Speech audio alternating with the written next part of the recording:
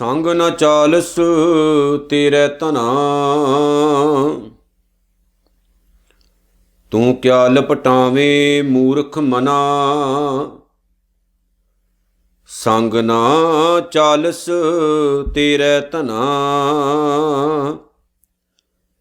ਤੂੰ ਕਿਆ ਲਪਟਾਵੇਂ ਮੂਰਖ ਮਨਾ। ਸੁਤ ਮੀਤ ਕੁਟੰਬ ਅਰ ਬਨਤਾ। ਇਨ ਤੇ ਕਹੋ ਤੁਮ ਕਵਨ ਸਨਾਥਾ। ਰਾਜ ਰੰਗ ਮਾਇਆ ਬਿਸਥਾਰ।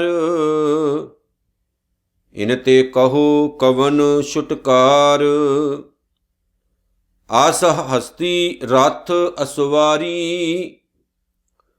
ਝੂਠਾ ਡੰਫ ਝੂਠ ਪਸਾਰੀ। ਜਿਨ ਦੀਏ ਤਿਸ ਬੁਝੈ ਨਾ ਬੇਗਾਨਾ। ਨਾਮ ਬਿਸਾਰ ਨਾਨਕ ਪਛਤਾਨਾ। ਜਿਨ ਦੀਏ ਤਿਸ ਬੁਝੈ ਨਾ ਬੇਗਾਨਾ। ਨਾਮ ਬਿਸਾਰ ਨਾਨਕ ਪਛਤਾਨਾ।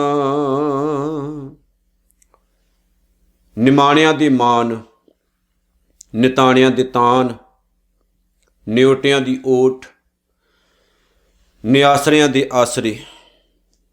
ਧੰਨ ਧੰਨ ਸਤਿਗੁਰੂ ਸ੍ਰੀ ਗੁਰੂ ਗ੍ਰੰਥ ਸਾਹਿਬ ਜੀ ਮਹਾਰਾਜ ਸੱਚੇ ਪਾਤਸ਼ਾਹ ਦੀ ਮਹਾਨ ਰਹਿਮਤ ਬਖਸ਼ਿਸ਼ ਕਿਰਪਾ ਦੇ ਸਦਕਾ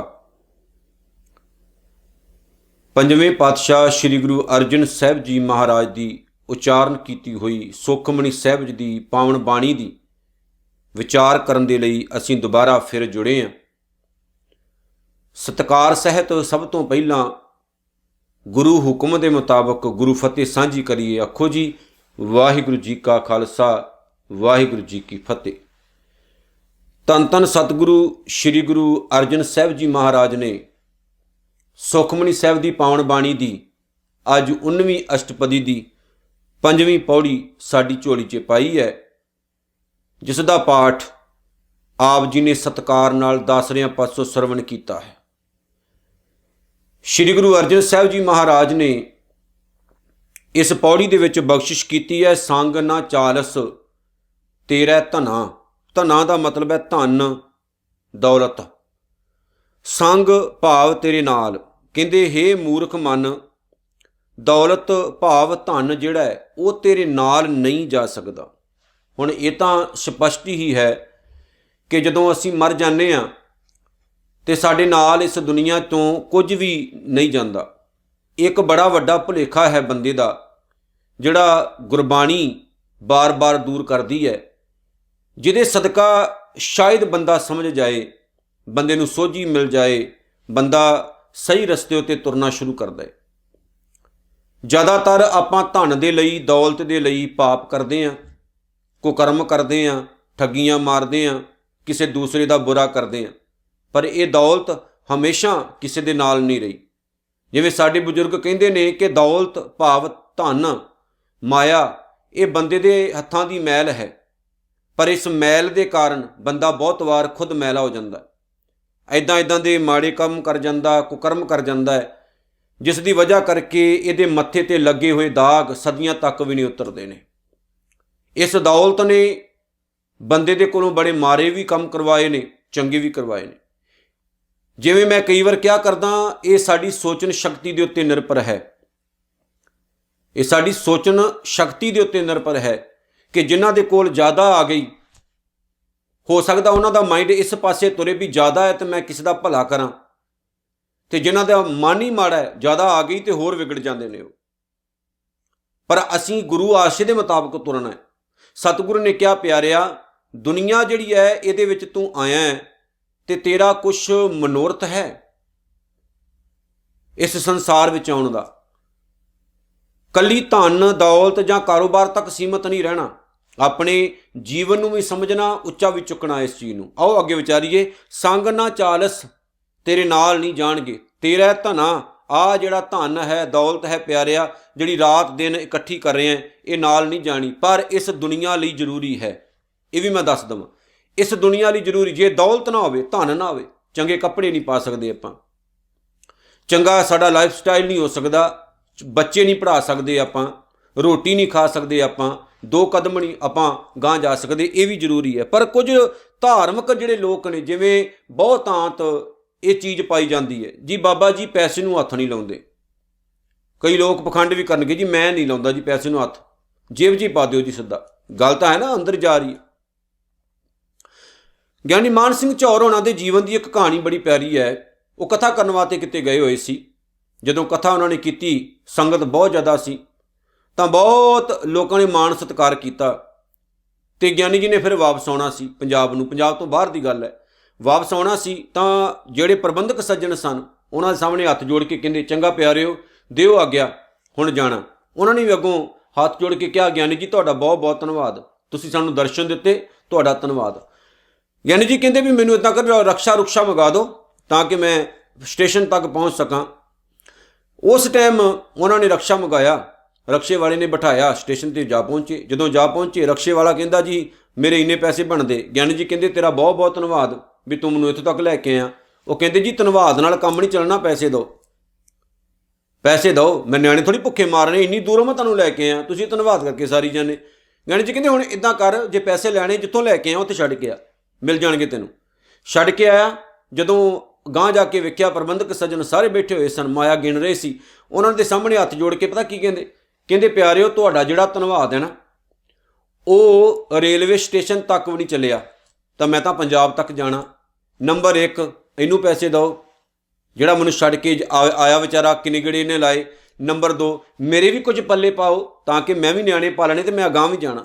ਸੋ ਕਈ ਵਾਰ ਆਪਾਂ ਇਹ ਸੋਚਦੇ ਹਾਂ ਵੀ ਸ਼ਾਇਦ ਜਿਹੜੀ ਦੌਲਤ ਹੈ, ਧਨ ਹੈ, ਇਹ ਜੀ ਇਹਦੀ ਲੋੜ ਨਹੀਂ ਹੈ, ਇਹਦੀ ਜ਼ਰੂਰਤ ਨਹੀਂ ਹੈ। ਜਿਵੇਂ ਬਹੁਤ ਸਾਰੇ ਐਸੇ ਅਸਥਾਨ ਜਿਨ੍ਹਾਂ ਦੇ ਵਿੱਚ ਇਹ ਚੀਜ਼ ਦਿਖਾਈ ਜਾਂਦੀ ਵੀ ਇੱਥੇ ਪੈਸੇ ਦਾ ਮੱਥਾ ਨਹੀਂ ਟੇਕਿਆ ਜਾਂਦਾ, ਇੱਥੇ ਦੌਲਤ ਦਾ ਮੱਥਾ ਨਹੀਂ ਟੇਕਿਆ ਜਾਂਦਾ, ਪਰ ਅੰਦਰ ਖਾਤੇ ਸਾਰੇ ਕੰਮ ਚੱਲਦੇ ਹੁੰਦੇ। ਕਿਉਂਕਿ ਦੌਲਤ ਤੋਂ ਬਗੈਰ, ਪੈਸੇ ਤੋਂ ਬਗੈਰ ਲੰਗਰ ਨਹੀਂ ਚੱਲਦੇ, ਪੈਸੇ ਤੋਂ ਬਗੈਰ ਬਿਲਡਿੰਗਾਂ ਨਹੀਂ ਬਣਦੀਆਂ, ਪੈਸੇ ਤੋਂ ਬਗੈਰ ਗੱਡੀਆਂ ਨਹੀਂ ਆਉਂਦੀਆਂ, ਸਾਰੇ ਕੰਮ ਚੱਲਦੇ ਆ। ਇੱਕ ਚੀਜ਼ ਨੋਟ ਰੱਖਿਓ ਪਿਆਰਿਓ, ਗੁਰੂ ਸਾਹਿਬ ਨੇ ਇੱਕ ਵਾਰ ਜਹਾਂਗੀਰ ਨਾਮ ਦੇ ਫਕੀਰ ਨੂੰ ਇਹੀ ਜਵਾਬ ਦਿੱਤਾ ਸੀ ਕਿ ਦੌਲਤ ਜ਼ਰੂਰੀ ਹੈ ਕਿਉਂਕਿ ਇਹਦੇ ਨਾਲ ਗੁਜ਼ਰਾਨ ਚੱਲਦਾ ਹੈ, ਪਰ ਇਹਨੂੰ ਜੱਫੀ ਪਾ ਕੇ ਨਹੀਂ ਬਹਿ ਜਾਣਾ, ਇਹ ਸਭ ਕੁਝ ਨਹੀਂ ਹੈ, ਇਹ ਗੁਜ਼ਾਰਾ ਸਾਡਾ ਕਰਨ ਯੋਗ ਹੈ, ਇਹ ਜ਼ਰੂਰੀ ਹੈ। ਜਿਵੇਂ ਬਾਬਾ ਕਬੀਰ ਸਾਹਿਬ ਨੇ ਕਹਿਤਾ, ਸੁਹਾਗਣ ਹੈ ਜਿਹਦੇ ਘਰ 'ਚ ਨਹੀਂ ਹੁੰਦੀ, ਉਹ ਤਾਂ ਉਜੜੇ ਹੁੰਦੇ ਨੇ ਘਰ। ਇਹ ਜ਼ਰੂਰੀ ਹੈ, ਇਹ ਤੋਂ ਬਗੈਰ ਨਹੀਂ ਗੱਲ ਬਣਦੀ। ਪਰ ਨਾਲ ਦੀ ਨਾਲ ਇਹ ਵੀ ਸਮਝ ਲਿਓ, ਇਹਦੀ ਖਾਤਰ ਪਾਪ ਨਹੀਂ ਕਰਨੇ, ਇਹਦੀ ਖਾਤਰ ਝੂਠ ਨਹੀਂ ਬੋਲਣਾ, ਇਹਦੀ ਖਾਤਰ ਕੁਕਰਮ ਨਹੀਂ ਕਰਨੇ, ਇਹਦੀ ਖਾਤਰ ਰਿਸ਼ਤੇ ਨਹੀਂ ਗਵਾਉਣੇ, ਇਹਦੀ ਖਾਤਰ ਖੂਨ ਚਿੱਟਾ ਨਹੀਂ ਕਰਨਾ, ਇਹਦੀ ਖਾਤਰ ਕੋਈ ਭੈੜਾ ਕੰਮ ਨਹੀਂ ਕਰਨਾ, ਚੰਗੇ ਪਾਸੇ ਨੂੰ ਤੁਰਨਾ, ਕਿਉਂਕਿ ਇਹ ਜ਼ਰੂਰੀ ਹੈ, ਇਹ ਤੋਂ ਬਗੈਰ ਗੱਲ ਨਹੀਂ ਬਣਦੀ ਹੈ। ਹੁਣ ਕਈ ਵੀਰ ਸਾਨੂੰ ਇਹ ਗੱਲ ਕਹਿੰਦੇ ਨੇ, ਭਾਈ ਸਾਹਿਬ ਤੁਸੀਂ ਐਡ ਨਾ ਦਿਆ ਕਰੋ ਜੀ, ਐਡ ਨਾ ਦਿਆ ਕਰੋ। ਮੈਂ ਉਹਨਾਂ ਨੂੰ ਹੱਥ ਜੋੜ ਕੇ ਬੇਨਤੀ ਕਰਦਾ, ਪਿਆਰਿਓ ਹਰ ਚੀਜ਼ ਦੀ ਜ਼ਰੂਰਤ ਹੈ। ਜੇ ਅਸੀਂ ਟਾਈਮ ਕੱਢ ਰਹੇ ਹਾਂ ਤੁਹਾਡੇ ਲਈ, ਅਸੀਂ ਤੁਹਾਤੋਂ ਕੁਛ ਨਹੀਂ ਮੰਗ ਰਹੇ ਵੀ ਤੁਸੀਂ ਸਾਨੂੰ ਦਿਓ, ਵੀ ਤੁਸੀਂ ਸਾਨੂੰ ਪੈਸੇ ਦਿਓ, ਲੇਕਿਨ ਨਾਲ ਦੀ ਨਾਲ ਇਹ ਵੀ ਜਾਣਿਓ ਖਰਚ ਹੁੰਦਾ ਹੈ, ਪੈਸੇ ਲੱਗਦੇ ਨੇ। ਆ ਸਾਰੇ ਸਿਸਟਮ ਦੇ ਲਈ ਪੈਸਾ ਲੱਗਦਾ ਹੈ, ਅਤੇ ਉਹ ਪੈਸਾ ਅਸੀਂ ਕਿਸੇ ਦੇ ਕੋਲੋਂ ਮੰਗਦੇ ਨਹੀਂ, ਡੋਨੇਸ਼ਨ ਹੀ ਮੰਗਦੇ।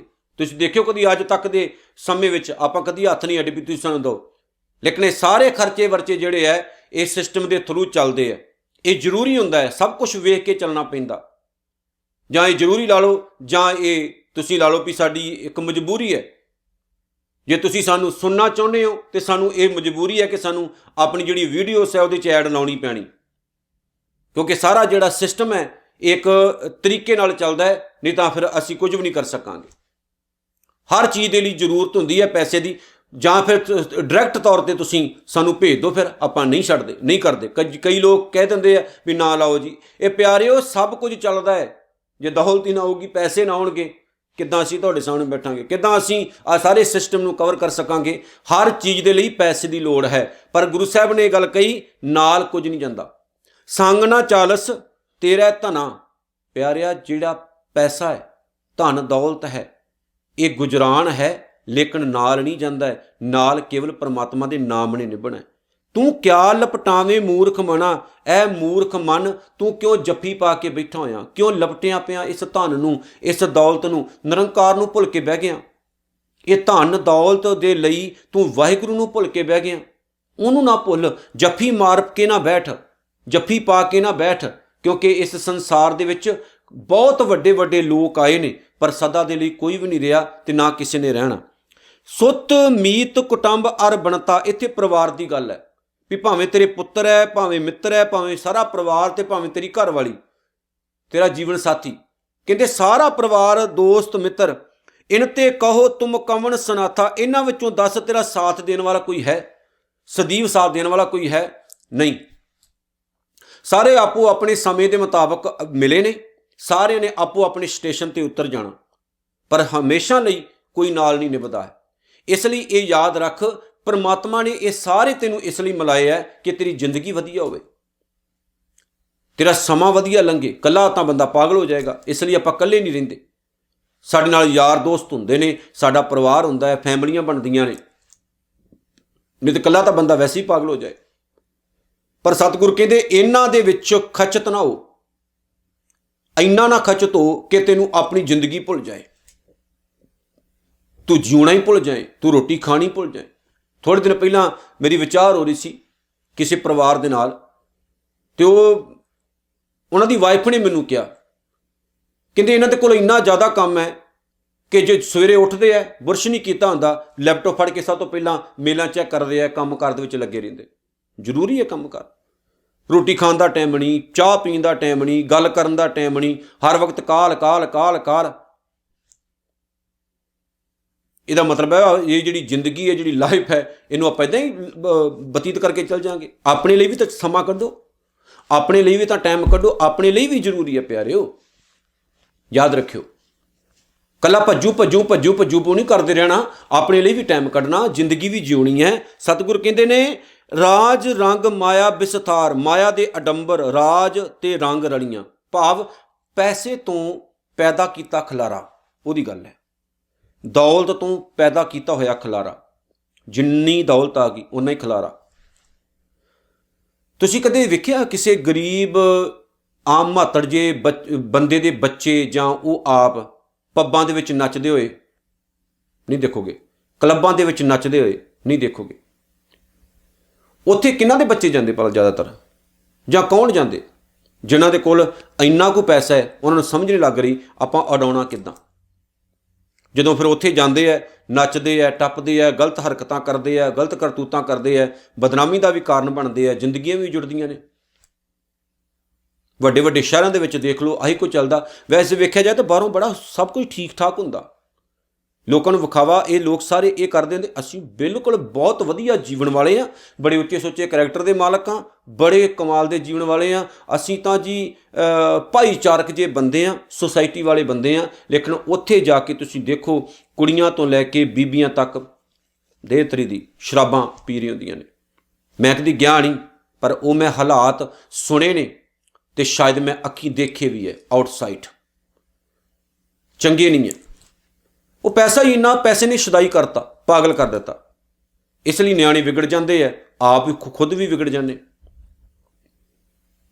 ਫਿਰ ਅਗਲੇ ਸਾਂਭਦੇ ਫਿਰਦੇ ਹੁੰਦੇ। ਕੀ ਕਰੋਗੇ ਤੁਸੀਂ? ਇਸ ਦੌਲਤ ਨੇ, ਇਸ ਪੈਸੇ ਨੇ ਘਰ ਵੀ ਉਜਾੜੇ ਨੇ, ਬਰਬਾਦੀ ਵੀ ਕੀਤੀ ਹੈ। ਪੈਸੇ ਤੋਂ ਪੈਦਾ ਕੀਤੀਆਂ ਹੋਈਆਂ ਰੰਗ ਰਲੀਆਂ, ਚੋਜ ਤਮਾਸ਼ੇ, ਇਹ ਵੀ ਇੱਕ ਨੁਕਸਾਨ ਦਾ ਕਾਰਨ ਬਣਦੇ ਆ, ਤੇ ਬਹੁਤ ਵਾਰ ਬਿਮਾਰੀਆਂ ਦਾ ਕਾਰਨ ਵੀ ਬਣਦੇ। ਕਿਉਂਕਿ ਜਦੋਂ ਆਪਾਂ ਇਸ ਚੀਜ਼ ਵਿੱਚ ਪੈਂਦੇ ਆ ਨਾ, ਰੰਗ ਰਲੀਆਂ ਦੇ ਵਿੱਚ, ਇਹਨਾਂ ਦਾ ਸਵਾਦ ਇੱਦਾਂ ਦਾ ਵੀ ਬੰਦਾ ਵੱਧਦਾ ਹੀ ਜਾਂਦਾ ਗਾਂ ਗਾਂ। ਫਿਰ ਇੱਕ ਦਿਨ ਇੱਕ ਟਾਈਮ ਆਉਂਦਾ ਜਦੋਂ ਅਸੀਂ ਵੱਡੀਆਂ ਵੱਡੀਆਂ ਬਿਮਾਰੀਆਂ ਨਾਲ ਮਰਦੇ ਹਾਂ। ਇਸ ਲਈ ਯਾਦ ਰੱਖਿਓ, ਜਿੰਨਾ ਸਾਦਾ ਜੀਵਨ ਜੀਓਗੇ ਓਨਾ ਹੀ ਚੰਗੇ ਰਹੋਗੇ, ਜਿੰਨਾ ਸਿੰਪਲ ਜੀਵਨ ਜੀਓਗੇ ਓਨਾ ਹੀ ਚੰਗੇ ਰਹੋਗੇ।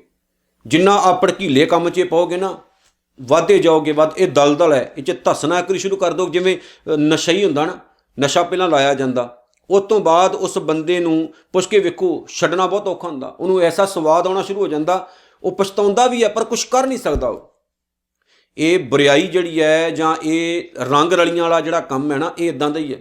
ਧੱਸ ਗਿਆ ਸੋ ਧੱਸ ਗਿਆ, ਫਿਰ ਬੰਦਾ ਇਹਦੇ ਤੋਂ ਵਾਪਸ ਨਹੀਂ ਮੁੜਦਾ, ਵਾਪਸ ਨਹੀਂ ਮੁੜ ਸਕਦਾ।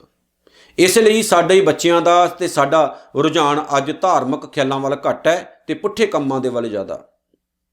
ਇਹ ਚੀਜ਼ ਨੂੰ ਥੋੜ੍ਹਾ ਸਮਝ ਕੇ ਚੱਲਿਓ ਜੋ ਮੈਂ ਕਿਹਾ ਤੁਹਾਨੂੰ। ਸਤਿਗੁਰ ਕਹਿੰਦੇ ਇਨ ਤੇ ਕਹੋ ਕਵਣ ਛੁਟਕਾਰ, ਇਹਨਾਂ ਵਿੱਚੋਂ ਕਿਸ ਦੇ ਨਾਲ ਮੋਹ ਪਾਇਆ ਸਦਾ ਲਈ ਮਾਇਆ ਤੋਂ ਖਲਾਸੀ ਮਿਲ ਸਕਦੀ। ਆ ਜਿਹੜੀ ਰੰਗ ਰਲੀਆਂ ਆਪਾਂ ਪੈਦਾ ਕਰਦੇ ਹਾਂ, ਇਨ ਤੇ ਕਹੋ ਕਵਣ ਛੁਟਕਾਰ, ਇਹਨਾਂ ਦੇ ਨਾਲ ਮੋਹ ਪਾ ਕੇ, ਇਹਨਾਂ ਦੇ ਵਿੱਚ ਖੱਚ ਧੋ ਕੇ ਸਾਡਾ ਛੁਟਕਾਰਾ ਹੋਊ ਕਿਵੇਂ? ਅਸੀਂ ਤਾਂ ਹੋਰ ਜ਼ਿਆਦਾ ਦਲਦਲ ਵਿੱਚ ਫਸਾਂਗੇ, ਹੋਰ ਜ਼ਿਆਦਾ ਲਿਬੜਾਂਗੇ, ਹੋਰ ਜ਼ਿਆਦਾ ਬੁਰਿਆਈ ਵੱਲ ਨੂੰ ਧੱਸਾਂਗੇ। ਬੁਰਿਆਈ ਇੱਕ ਸੌਂਕ ਦੀ ਤਰ੍ਹਾਂ ਹੁੰਦੀ ਹੈ। ਸਿਉਂਕ ਜਦੋਂ ਲੱਗ ਜਾਂਦੀ ਹੈ, ਉਹ ਬਾਹਰੋਂ ਨਹੀਂ ਦਿਸਦੀ ਪਰ ਅੰਦਰੋਂ ਖਾ ਜਾਂਦੀ ਹੈ। ਬੁਰਿਆਈ ਇਹੀ ਕੰਮ ਕਰਦੀ ਹੈ, ਸਾਨੂੰ ਅੰਦਰੋਂ ਖੋਖਲੇ ਕਰ ਦਿੰਦੀ ਹੈ। ਸਤਿਗੁਰ ਕਹਿੰਦੇ ਅਸ ਹਸਤੀ ਰਥ ਅਸਵਾਰੀ। ਅਸ ਦਾ ਮਤਲਬ ਹੈ ਘੋੜੇ, ਹਸਤੀ ਦਾ ਮਤਲਬ ਹੈ ਹਾਥੀ, ਰਥ ਦਾ ਮਤਲਬ ਰੱਥ, ਅਸਵਾਰੀ ਅਸਵਾਰ ਹੋਣਾ, ਸਵਾਰੀਆਂ ਕਰਨੀਆਂ। ਸਤਿਗੁਰ ਕਹਿੰਦੇ ਭਾਵੇਂ ਸਾਰਾ ਕੁਝ ਬੰਦੇ ਦੇ ਕੋਲ ਹੋਵੇ, ਪੁਰਾਣੇ ਟਾਈਮ ਦੀ ਗੱਲ ਹੈ, ਇਹ ਬੜੀ ਵੱਡੀ ਗੱਲ ਸੀ। ਵੱਡੇ ਵੱਡੇ ਰੱਥ ਹੋਣੇ, ਘੋੜੇ ਹੋਣੇ, ਹਾਥੀ ਹੋਣੇ, ਉਹਨਾਂ ਦੀਆਂ ਸਵਾਰੀਆਂ ਕਰਨੀਆਂ, ਇਹ ਆਮ ਬੰਦੇ ਦੇ ਵੱਸ ਦੀ ਗੱਲ ਥੋੜ੍ਹੀ ਸੀ। ਇਹ ਬੜੇ ਬੜੇ ਅਮੀਰਾਂ ਦੇ ਚੋਜ ਹੁੰਦੇ ਸੀ। ਝੂਠਾ ਡੰਪ ਝੂਠ ਪਸਾਰੀ। ਸਤਿਗੁਰ ਕਹਿੰਦੇ ਇਹ ਸਭ ਝੂਠਾ ਦਿਖਾਵਾ ਹੈ, ਇਹ ਅਡੰਬਰ ਰਚਾਉਣ ਵਾਲਾ ਵੀ ਝੂਠਾ ਹੈ। ਭਾਵ ਕਿ ਲੋਕਾਂ ਨੂੰ ਵਿਖਾਵਾ ਕਰਿਆ ਵੀ ਮੇਰੇ ਕੋਲ 4 ਟੱਕੇ ਹੈ, ਪੈਸੇ ਹੈ, ਹੁਣ ਵੱਡੇ ਵੱਡੇ ਅਡੰਬਰ ਕਰਦਾ ਹੁੰਦਾ।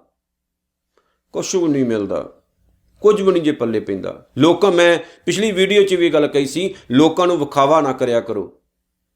ਉਹ ਜੀਵਨ ਜੀਓ ਜੋ ਤੁਸੀਂ ਹੋ, ਜੋ ਤੁਸੀਂ ਨਹੀਂ ਹੋ ਉਹ ਨਾ ਜੀਓ। ਜੋ ਤੁਸੀਂ ਹੋ ਉਹ ਜੀਵਨ ਜੀਓ, ਫਾਇਦਾ ਉਹਦਾ ਹੀ ਹੋਣਾ। ਅਸੀਂ ਉਹ ਲਾਈਫ ਜਿਉਂਦੇ ਹਾਂ ਜੋ ਆਪਾਂ ਹੈ ਨਹੀਂ, ਲੋਕਾਂ ਨੂੰ ਦਿਖਾਉਂਦੇ ਹਾਂ, ਦਿਖਾ ਰਹੇ ਹਾਂ। ਸਤਿਗੁਰ ਕਹਿੰਦੇ ਇਹ ਅਡੰਬਰ ਰਚਾਉਣ ਦਾ ਕੀ ਫਾਇਦਾ? ਲੋਕਾਂ ਨੂੰ ਮੂਰਖ ਬਣਾ ਰਹੇ ਹੋ। ਇਹਨਾਂ ਚੀਜ਼ਾਂ ਦਾ ਕੋਈ ਮਾਇਨਾ ਨਹੀਂ ਵਾਹਿਗੁਰੂ ਦੀ ਨਿਗਾਹ ਦੇ ਵਿੱਚ। ਸਲਾਹ ਹੀ ਸਲਾਹ ਏਤੀ ਸੁਰਤ ਨਾ ਪਾਈਆ, ਨਦੀਆਂ ਅਤੈ ਵਾਹ ਪਵੇਂ ਸਮੁੰਦ ਨਾ ਜਾਣੀਏ। ਸਮੁੰਦ ਸ਼ਾਹ ਸੁਲਤਾਨ ਗਿਰਹਾ ਸੇਤੀ ਮਾਲ ਧਨ, ਕੀੜੀ ਤੁਲ ਨਾ ਹੋਵਣੀ ਜੇ ਤਿਸ ਮਨੋ ਨਾ ਵਿਸਰੇ। ਉਹ ਤਾਂ ਵਾਹਿਗੁਰੂ ਪਿਆਰ ਉਹਨਾਂ ਨੂੰ ਕਰਦਾ ਭਾਵੇਂ ਉਹ ਅੱਤ ਦੇ ਗਰੀਬ ਹੋਣ, ਕੀੜੀਆਂ ਵਰਗੇ ਹੋਣ। ਵਾਹਿਗੁਰੂ ਉਹਨਾਂ ਨੂੰ ਪਿਆਰ ਕਰਦਾ ਪਿਆਰਿਓ ਜਿਹੜੇ ਵਾਹਿਗੁਰੂ ਨੂੰ ਪਿਆਰ ਕਰਦੇ ਨੇ। ਆਪਾਂ ਤਾਂ ਹੋਰ ਹੀ ਕੰਮਾਂ 'ਚ ਪਏ ਹਾਂ। ਸਤਿਗੁਰੂ ਅੱਗੇ ਕੀ ਕਹਿੰਦੇ? ਜਿਨ ਦੀਏ ਤਿਸ ਬੁੱਝੈ ਨਾ ਬੇਗਾਨਾ। ਜਿਸ ਇਨਸਾਨ ਨੂੰ ਅਕਾਲ ਪੁਰਖ ਵਾਹਿਗੁਰੂ ਨੇ ਸਭ ਕੁਝ ਦਿੱਤਾ, ਮੂਰਖ ਮਨੁੱਖ ਉਸ ਪ੍ਰਭੂ ਨੂੰ ਪਛਾਣਦਾ ਹੀ ਨਹੀਂ ਜਿਹਨੇ ਸਭ ਕੁਝ ਦਿੱਤਾ, ਸਾਰੇ ਪਦਾਰਥ ਦਿੱਤੇ। ਉਹਨੂੰ ਯਾਦ ਰੱਖੀਏ ਜਿਹਨੇ ਇਹ ਜੀਵਨ ਦਿੱਤਾ, ਉਹਨੂੰ ਯਾਦ ਰੱਖੀਏ ਜਿਹਨੇ ਕਾਇਨਾਤ ਸਾਜੀ, ਉਹਨੂੰ ਯਾਦ ਰੱਖੀਏ ਜਿਹਨੇ ਸਾਨੂੰ ਇੰਨਾ ਸੋਹਣਾ ਪਰਿਵਾਰ ਦਿੱਤਾ ਤੇ ਜ਼ਿੰਦਗੀ ਦੇ ਸਾਰੇ ਸੁੱਖ ਦਿੱਤੇ। ਨਾਮ ਵਿਸਾਰ ਨਾਨਕ ਪਛਤਾਨਾ। ਪਰ ਨਾਮ ਨੂੰ ਭੁਲਾ ਕੇ ਗੁਰੂ ਅਰਜਨ ਸਾਹਿਬ ਕਹਿੰਦੇ ਨੇ ਇਨਸਾਨ ਆਪਣੀ ਜ਼ਿੰਦਗੀ ਜਿਉਂਦਾ ਤਾਂ ਜ਼ਰੂਰ ਹੈ, ਪਰ ਇਨਸਾਨ ਦੇ ਪੱਲੇ ਪੈਂਦਾ ਕੀ ਹੈ? ਪਛਤਾਵਾ। ਬੰਦਾ ਪਛਤਾਉਂਦਾ ਹੀ ਰਹਿੰਦਾ, ਕਿਉਂਕਿ ਮਾੜਿਆਂ ਕੰਮਾਂ ਦਾ ਮਾੜਾ ਨਤੀਜਾ ਆਉਂਦਾ, ਬੁਰਿਆਂ ਕੰਮਾਂ ਦਾ ਬੁਰਾ ਨਤੀਜਾ ਆਉਂਦਾ। ਮਾੜਿਆਂ ਕੰਮਾਂ ਪਿੱਛੇ ਪੈ ਕੇ, ਪੁੱਠਿਆਂ ਕੰਮਾਂ ਦੇ ਪਿੱਛੇ ਪੈ ਕੇ, ਵਾਹਿਗੁਰੂ ਨੂੰ ਭੁਲਾ ਕੇ ਇਕੱਲੇ ਧਨ ਦੌਲਤ ਦੀ ਖਾਤਰ ਜੀਵਨ ਜਿਉਣ ਵਾਲਾ ਇਨਸਾਨ ਜਿਹੜਾ ਨਾ ਆਪਣੀ ਜ਼ਿੰਦਗੀ ਨੂੰ ਬਰਬਾਦ ਕਰਕੇ ਚਲਾ ਜਾਂਦਾ। ਸਭ ਕੁਝ ਜ਼ਰੂਰੀ ਹੈ, ਪਰ ਸਭ ਕੁਝ ਦੇ ਨਾਲ ਨਾਲ ਉਹ ਵੀ ਚਾਹੀਦਾ ਹੈ ਜਿਸ ਨਿਰੰਕਾਰ ਨੇ ਸਾਨੂੰ ਪੈਦਾ ਕੀਤਾ। ਗੁਰੂ ਨਾਨਕ ਨੂੰ ਨਾ ਭੁੱਲਿਓ, ਗੁਰਦੁਆਰਾ ਨਾ ਕਦੇ ਭੁੱਲਿਓ, ਗੁਰੂ ਘਰ ਨਾ ਕਦੇ ਭੁੱਲਿਓ। ਗੁਰੂ ਘਰ ਨਾਲ ਜੁੜ ਕੇ ਰਹੋ, ਗੁਰਬਾਣੀ ਨਾਲ ਜੁੜ ਕੇ ਰਹੋ, ਜ਼ਿੰਦਗੀ ਦੇ ਸਾਰੇ ਆਨੰਦ ਮਾਣੋ। ਬੁਰੇ ਪਾਸੇ ਨਹੀਂ ਲੱਗਣਾ, ਮਾੜੇ ਪਾਸੇ ਨਹੀਂ ਜਾਣਾ, ਚੰਗੇ ਪਾਸੇ ਵੱਲ ਸੁਰਤ ਜੋੜੋ ਤਾਂ ਕਿ ਜਿਹੜਾ ਸਾਡਾ ਜੀਵਨ ਹੈ ਇਹ ਸਫਲ ਹੋ ਸਕੇ। ਇਤਨੀਆਂ ਬੇਨਤੀਆਂ ਸਵੀਕਾਰ ਕਰਨੀਆਂ ਜੀ। ਨਾਨਕ ਨਾਮ ਚੜ੍ਹਦੀ ਕਲਾ, ਤੇਰੇ ਭਾਣੇ ਸਰਬੱਤ ਦਾ ਭਲਾ। ਵਾਹਿਗੁਰੂ ਜੀ ਕਾ ਖਾਲਸਾ, ਵਾਹਿਗੁਰੂ ਜੀ ਕੀ ਫਤਿਹ।